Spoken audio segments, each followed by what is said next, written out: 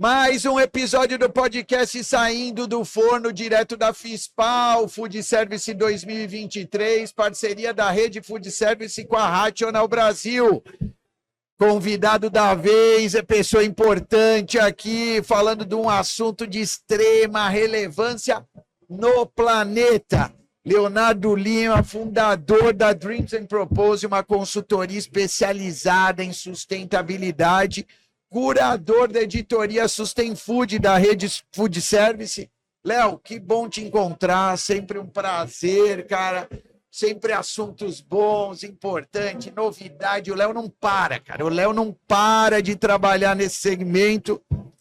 Que legal te encontrar. Sani, super obrigado aí pelo convite mais uma vez. É sempre um prazer estar aqui com vocês. Jones, querido, também, ou seja... Muito obrigado, Léo. Obrigado por esse convite. Parabéns aí pelo stand. Parabéns pela Rede Food Service, ou seja, RDS. A gente vê que está bombando nas redes, levando uma informação super importante para todos. Muito obrigado por me receber, quase completando 2 anos do meu voo solo e do meu sonho, né? Desde que eu fundei a empresa, 1º de julho de 2021, no meio daquela pandemia que a gente agora já está esquecendo. No meio da loucura. No meio da loucura Foi. toda. Acho que eu embarquei numa loucura maior ainda, que era atender ao meu sonho. Acho que eu não te contei da outra vez, nem para o Janes, né? Eu, em toda a minha carreira, em todas as empresas que eu trabalhei, eu sempre fui convidado a trabalhar nelas. Então, eu sempre fico muito lisonjeado de ter sido sempre convidado. Só que dessa vez foi o contrário. Eu recebi o convite da minha consciência e bateu lá, Léo, está na hora de você contribuir. Não, já tinha batido, né, Léo? Você apenas ouviu, né? É, exatamente, né? Ela ficava lá que nem um pica-pau, né? Ou seja, fazendo com que eu pudesse agora compartilhar a experiência que eu adquiri ao longo da minha carreira, né? Não vou nem falar de quantos anos, não pega bem, né? Não, ou seja, não precisa. Agora a última é assim, eu sou jovem há mais tempo, né? A energia continua a mesma para a gente conseguir fazer um mundo melhor para as pessoas. Eu acho que a gente tem confundido essa história, né? E que a gente fica, todo mundo querendo um mundo melhor e a gente tem esquecido do ser humano. Tá? Então, acho que ao longo desses 2 anos que eu venho aí agora trabalhando, uma empresa pequena, mas que trabalha com muitos. Então, acho que o grande segredo também é a gente cada vez atuar mais como um centro, como um hub de estar com amigos como vocês e que a gente possa fazer trabalhos em conjunto. Então, essa é talvez uma, não novidade, mas um aprendizado ou uma reafirmação do aprendizado de que junto é sempre melhor. Esse convite, inclusive, foi quem me indicou foi o Jean-Louis, né? A gente tem que agradecer, porque você chegou através da rede, através do Jean-Louis, que é um querido para nós também, né? Exatamente. Segmento, né? E no momento, né, como você falou, Léo, lá atrás, pandemia estourando, o pessoal não conseguia pensar em muitas outras coisas, a não ser em como sobreviver. E o assunto sustentabilidade ficou em stand-by em algumas áreas, mas não deixou de ter importância porque ele está em pauta há algum tempo. E você, com essa consultoria, está sendo um dos pioneiros a levantar a bandeirinha, olhando especificamente para esse mercado que a gente está, que é o de alimentação. De lá para cá, Léo, que a gente percebe no mercado como cresceu assim, a visibilidade do tema e como a questão tem sido imposta também pelo consumidor, tal. A tua opinião, o que já, assim, a gente pode constatar de evolução nesse sentido quando a gente fala de mercado, de quando você abriu a tua consultoria para hoje? Sônia, eu acho que a gente tem visto evoluções, porque talvez para você que está nos escutando e vai escutar depois, né? Tem 3 letras que são a ESG, Environmental Social Governance, é em inglês, mas está todo mundo escutando e pouca gente entende também, né? Então, acho que isso vem tomando vulto, porque vem do mercado financeiro preocupado com a saúde das empresas, como é que as empresas vão sobreviver nesse mundo cada vez mais caótico, cada vez com mais restrições. Então, isso vem aumentando. Mas o que eu ainda sinto, e aí é uma grande oportunidade para quem nos escuta, é a educação dos consumidores.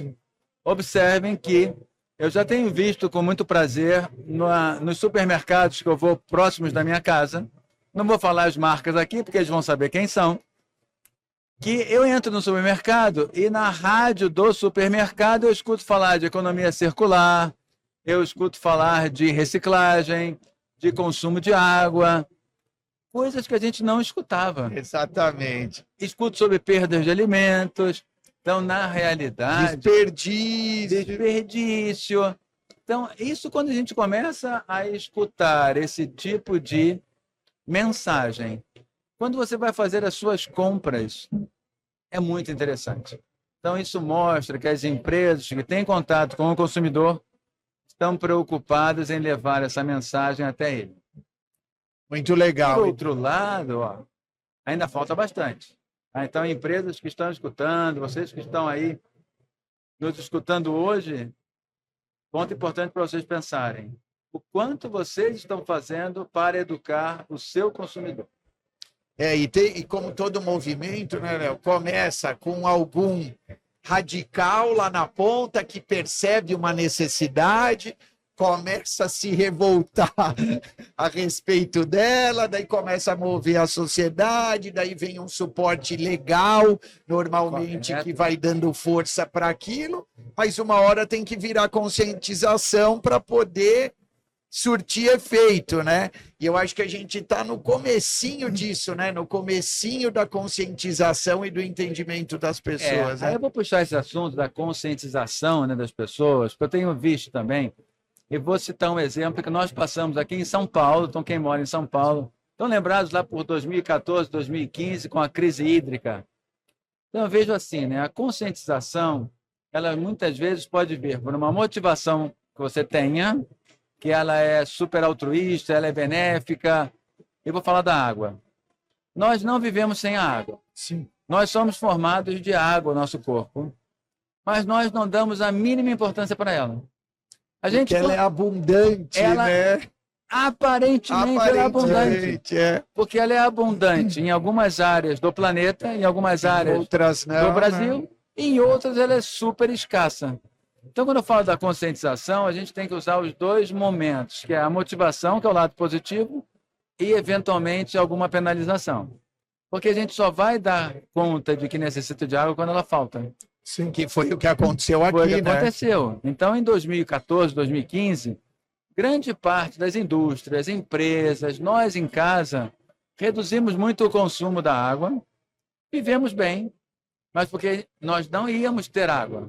Sim. E ela faltou para muitas pessoas e falta ainda hoje. O que acontece quando a gente começa a voltar à normalidade?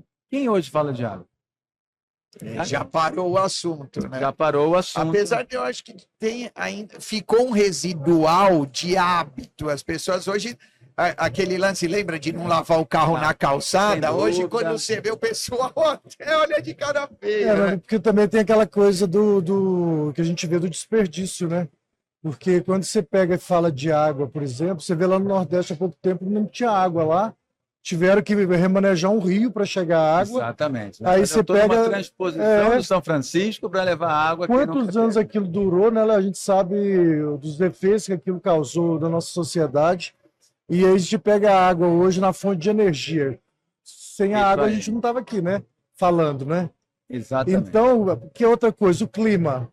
Uma hora chove, outra hora não chove. Então, assim, quando teve essa parte do Laninha, a gente sabe que teve mais chuva, pode ser que não aconteça de novo. Você vê que você despertou um interesse no Janes e se interar. Mas eu me interesso. A sustentabilidade. Não, exatamente. E o que acho que a gente tem que ter a consciência de quando a gente fala das mudanças climáticas, né, da mudança do clima, independente que ela seja sistêmica ou não, a gente tem vivenciado, como a gente vivenciou aqui no verão, no litoral paulista. Sim.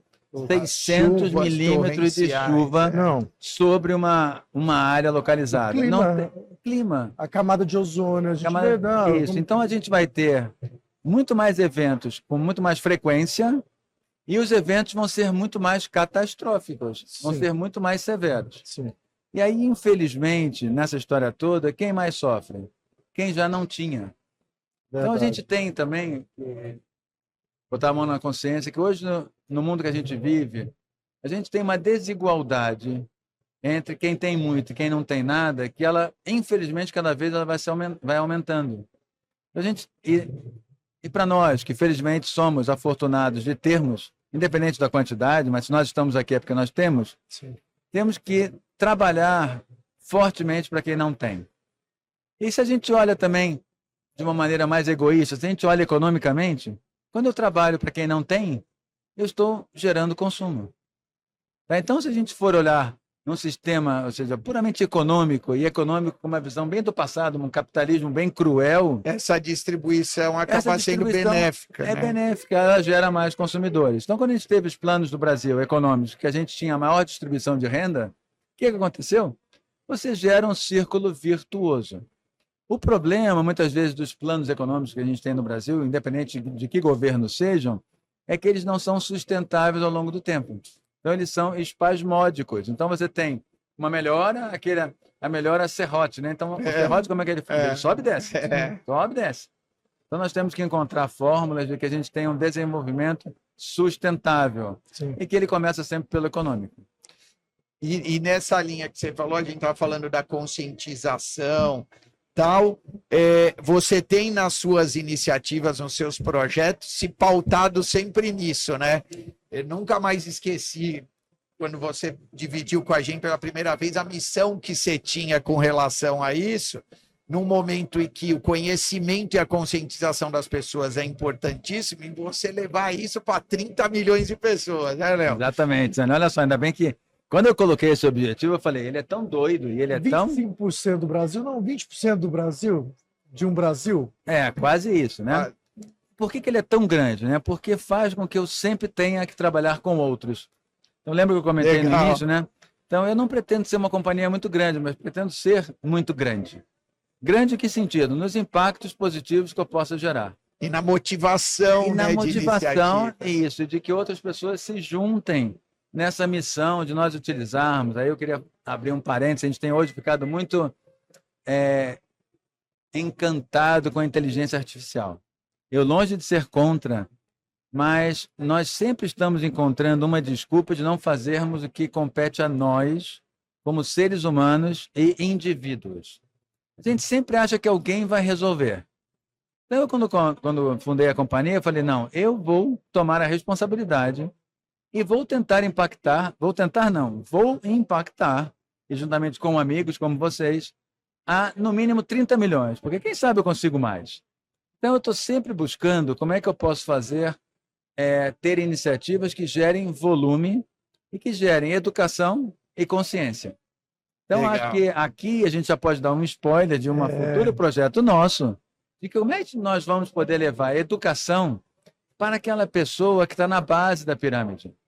Porque talvez as pessoas não percebam, vocês que nos escutam não percebam, é da base da pirâmide que vem a sobrevivência das empresas, não é dos investidores. Os investidores investem em empresas que têm sustentabilidade econômica e agora, se ele não tiver sustentabilidade social e ambiental, ele não vai conseguir ficar no mercado por mais tempo.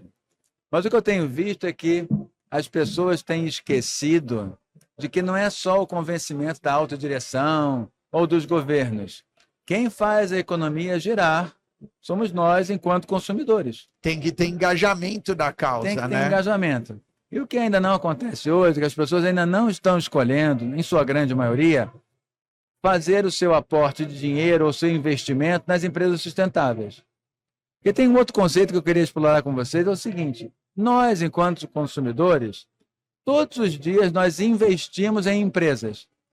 Nossa, Léo, mas eu, ao comprar um cachorro quente na esquina, comprar o pão na padaria, comprar um refrigerante, eu estou investindo? Sim, você está escolhendo em que empresa você está colocando seu dinheiro. É isso aí.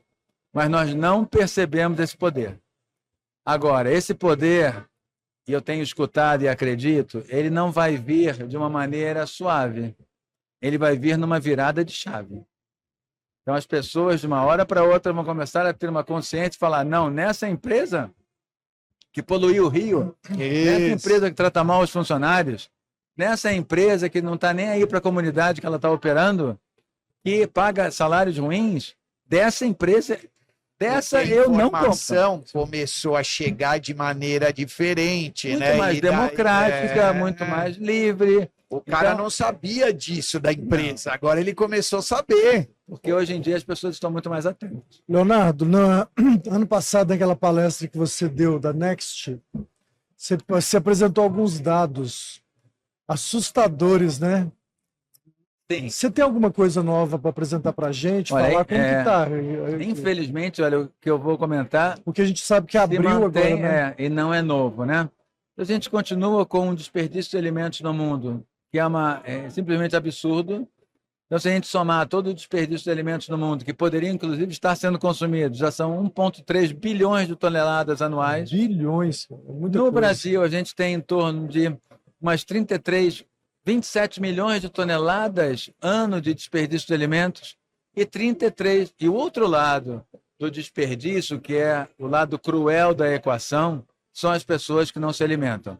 Então, se a gente tem no Brasil uma perda milionária de alimentos, tem 33 milhões de pessoas que não sabem se vão se alimentar hoje. E a que gente está podiam numa estar feira aproveitando de alimentos. Sim.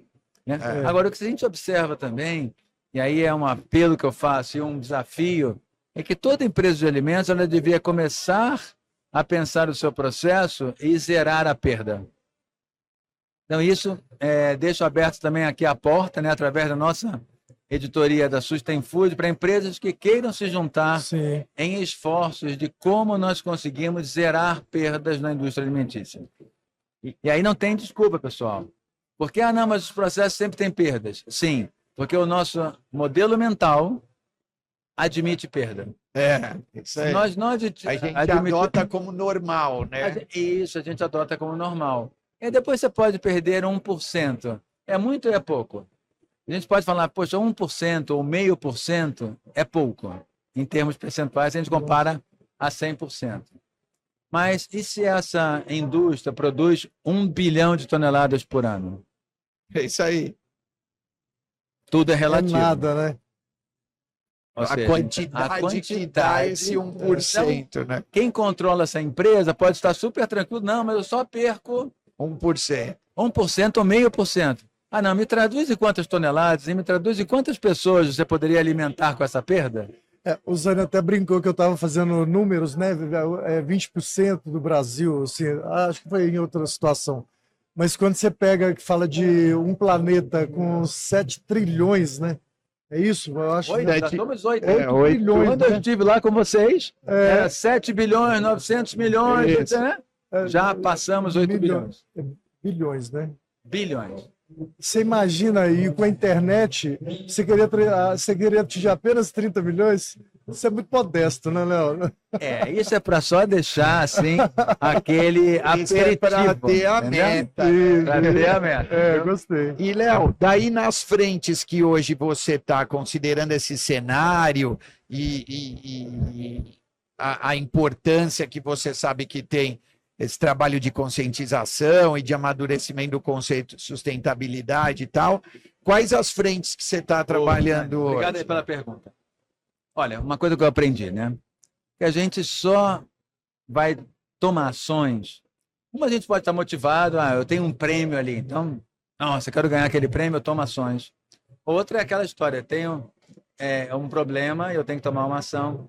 Mas a grande parte dos contatos que eu tenho feito e visto é que as pessoas não sabem que a gente tem um problema. Léo, como é que pode isso? É uma parcela muito pequena que a gente chama de convertidos, como nós e outros, falam de mudança climática, falam de ESG, sustentabilidade, mas a grande maioria não é parte do dia a dia.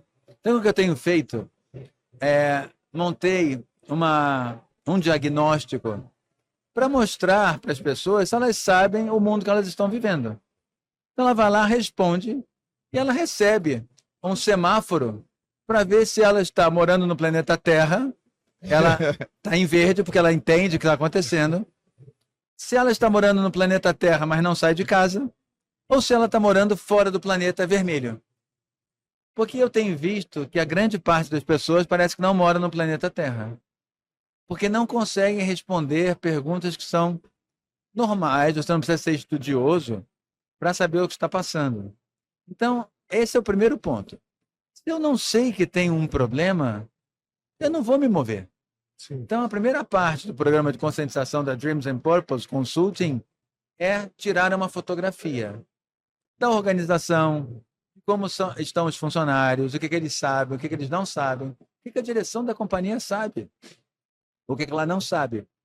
A partir daí, nós montamos sempre programas que são simples, fáceis e que ele possa usar na empresa, na sua organização e em casa. Quer ver 3 itens que todo mundo pode usar na empresa e em casa? Consumo de água, consumo de energia e destinação correta de resíduos. Isso aí, tá na mão de todo mundo. Está na mão de todo mundo. Ah, mas eu não sabia. Não. Todo mundo pode fazer. E os 3 representam dinheiro. Inclusive compostagem, né? A gente sabe que tem tantos projetos de compostagem hoje, né? Para quem mora em casa. Compostagem, separação de resíduos, né? Sim. Fico feliz de ver que aqui a Fispal tem toda uma pegada sustentável, né? Não, Reparação o nome de é resíduos, saudabilidade aqui. saudabilidade. Então, aí a gente vê, talvez essa feira 5 anos atrás tinha isso? Não tinha. Não. Hoje é possível fazer uma feira dessa magnitude sem estar olhando o tema sustentabilidade? Não. Já não é mais. Difícil, porque Sabe por quê? vai ser alvo de crítica, de avaliação. Porque muitos expositores não estariam aqui se a feira não fosse Exatamente. ligada à sustentabilidade, porque eles têm compromissos de sustentabilidade nas suas empresas. Nesse nível de relação, isso já está presente. O que a gente Já tem que está fazer é presente. chegar para baixo, Exatamente. na base, né? Mas aí a grande vantagem, quando a gente vê que os gigantes se movimentam, né? É que quando você vem numa feira que, se você não estava antenado com o tema É sustentabilidade, que você vê, né? por que isso? Por que tem, por que agora tem que Importantíssimo. separar resíduo, etc. Então, isso vai gerando essa consciência. Só tem um ponto. A gente precisa aumentar muito a velocidade. Porque a gente está indo como se fosse um carro nessa mesa, que a gente está sentado aqui, e o carro vai cair no abismo. Então, a gente tem números, né, dos cientistas que falam das mudanças que o planeta vem vivenciando em termos de temperatura, principalmente, e o planeta vai regenerar em algum tempo. Mas será que a vida que nós vamos levar nesse planeta vai ser como a que a gente tem hoje? É porque Seguramente tem gente que não. olha e fala assim, o aumento de temperatura médio vai ser de 2 graus. Daí o cara fala assim, tá bom, no verão, ao invés de 32, vai fazer 34. Ele não está pensando, porque não tem informação, do que é isso, o reflexo Exatamente. disso, né? A água do oceano está esquentando, Acidificando. a gente tem o degelo das calotas polares, o nível do mar está subindo. Sim. Então, as cidades costeiras estão sendo invadidas pela água. E isso não é mais aquele papo de cientista maluco, Não. de que Realidade. a gente está criando catástrofe para vender facilidade. Longe disso. Agora, o que mais me preocupa, deixa eu voltar àquela história da inteligência artificial, né? É que a gente está ficando deslumbrado com a inteligência artificial. Como se ela já não existisse, né? Como se fosse uma novidade. Né? Que não é, né, Leandro? E aí eu fiz outro dia um teste com o chat GPT. Dirigindo meu carro aqui em São Paulo, passei numa rua que tinha uma pessoa pedindo comida. E cada vez mais isso me incomoda, porque de alguma forma a gente passou a considerar que esse flagelo da sociedade é uma paisagem. Faz parte do cenário. Faz parte do cenário. A gente vai começando a ficar uma coraça no nosso sentimento. A gente fica frio, né? E olha que interessante. Embora a inteligência artificial seja criada pelos humanos, ela vai aprendendo. E aí, o que eu fiz? Eu perguntei para o chat, o que você faria se você visse pela janela do seu carro uma pessoa que não tem o que comer na calçada? E a inteligência artificial me deu uma aula de humanidade. É mesmo? Que bom, mano. Se você der, pare o seu carro. Procure saber por que ele está com fome. Se você tiver algum dinheiro, procure comprar algum alimento para essa pessoa. Procure encaminhá-lo a um centro de abrigo, que ele pode estar passando uma situação ruim. Então eu falei, nossa, será que agora a inteligência artificial vai ter que ensinar a nós como sermos humanos? Como humanos, que dureza, hein? Então a gente fica tão deslumbrado com as tecnologias que a gente está esquecendo de ser humano. Que é o lado positivo da pandemia de ter trazido 20 anos de tecnologia para nós, né? Exatamente. A gente está muito mais conectado, a gente está mais sensível, só que a gente tem que cuidar para não perder essa sensibilidade que foi aflorada, né? Que a gente voltou a ser mais humano porque é sempre nós estamos correndo. Minha pergunta é, para que eu corro tanto? Exatamente. É. Vai chegar onde, né? Eu fiquei curioso aqui, como que a gente faz para saber se a gente é do planeta Terra? Bom, eu vou mandar... É o que? Um link? Como É que um link, isso, super simples, mas assim, por aqui eu vou deixar por aqui, porque essa parte do nosso trabalho em conjunto, lá na Sustain Food. Vocês que estão escutando por aí, Tá bom. quer saber se você mora no planeta Terra ou fora dele? Aguarde, vem novidades por aí. O Léo já deu um spoiler aqui, é porque tem a editoria, que é a editoria pioneira de sustentabilidade no segmento. Está com um monte de novidade pintando agora para o segundo semestre, um evento muito bacana, mais algumas iniciativas em parceria com a consultoria do Léo, que também é pioneira em iniciativa nesse segmento. Então vai ter muita coisa legal, né, Léo? Muito Super conteúdo, né? A editoria nossa é rica, né? De conteúdo. Rica em conteúdo. Sem dúvida. E um ponto que eu aprendi também, né? Se você quer educar pessoas, a sala de aula talvez já não seja mais o melhor local. E eu tenho trabalhado muito a educação pelo exemplo. Então, cada vez mais também a educação tem que ser agradável. Então, quando a gente fala assim, a gente vê jovens na universidade ou no ensino médio, etc., se eles estão curtindo estudar, acho que a gente vai ter uma resposta bem baixa. Ele estuda porque é obrigado, porque ele tem que se formar, etc. Sabe qual é o que está faltando? Ele estuda com que propósito? Eu acho que quando a gente tem um claro propósito, como nós temos, que é, ou seja, viver e fazer com que as outras pessoas vivam bem também, já que nós somos afortunados de termos a vida que a gente tem, embora eu sempre falo para meus filhos, né? Olhar para cima, você sempre vai achar alguém que tem mais que você. Olha para baixo e vê o quanto mais você tem dos que estão embaixo, né? Então, acho que a gente tem uma responsabilidade muito grande pelo privilégio que a gente teve de estar onde nós estamos, com muito sacrifício, suor e lágrimas, mas estamos. E agora a gente precisa olhar para baixo e garantir que a gente tenha uma vida devolver. Né? Léo, que bom que existem pessoas como você, né, que fazem esse trabalho. Isso aí é um prazer. A gente está com uma pessoa que cuida dessa forma e a gente sabe que é muito querido. Eu já te falei, onde chega, fala do Leonardo. Leonardo é muito querido.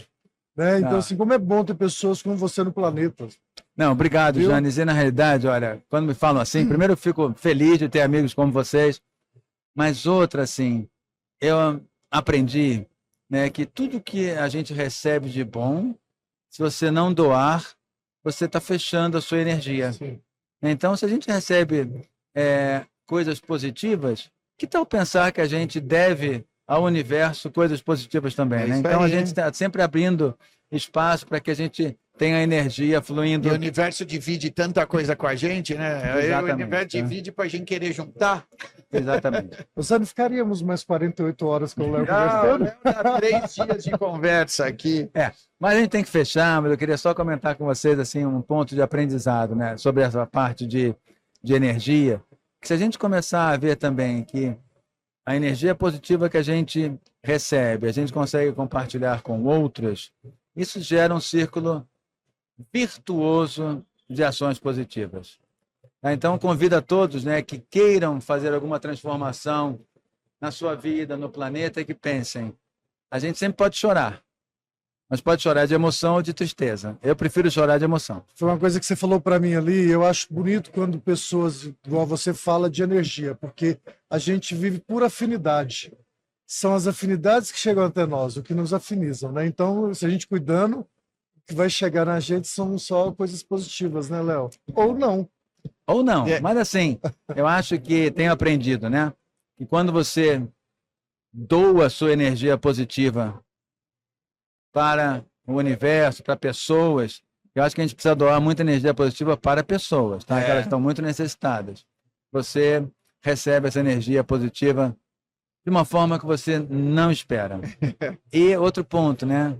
Pensemos sempre em conjunto. Eu acho que a gente está tão individualista, seja como ser humano, seja como família, seja como comunidade, como empresa. Se a gente começar a compartilhar mais conhecimento, vai ser muito mais rápido a mudança que a gente precisa, e muito mais prazeroso também a vida aqui no planeta. Que inclusive é outro projeto que você tem, que traz o empresário para ser mais humano, né, Léo? Você falou isso para mim ali fora. Cara. Exatamente. E vou deixar, se me permite, querido Janes, um spoiler.